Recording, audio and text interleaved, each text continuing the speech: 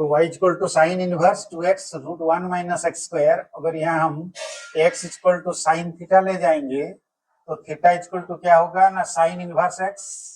तो y equal to sine inverse 2 sine theta into 1 minus sine square theta हो जाएगा। तो क्या होगा ना y equal to sine inverse 2 sine theta into क्या होगा ना cos स्क्वायर थीटा का रूट होगा। तो y equal to sine inverse ये 2 sine theta into cos theta होगा।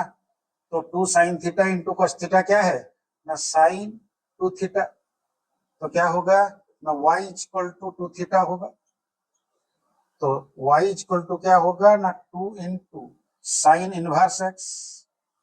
तो 2 इंटू साइन इनवर्स x का दोनों तरफ डिफरेंशिएट कर देते हैं। तो क्या होगा ना dy by d x equal to 2 बाहर आ जाएगा। साइन का क्या है ना रूट 1 माइनस एक्स स्क्वायर। तो 2 बाई 1 माइनस एक्स स्क्वायर का रूट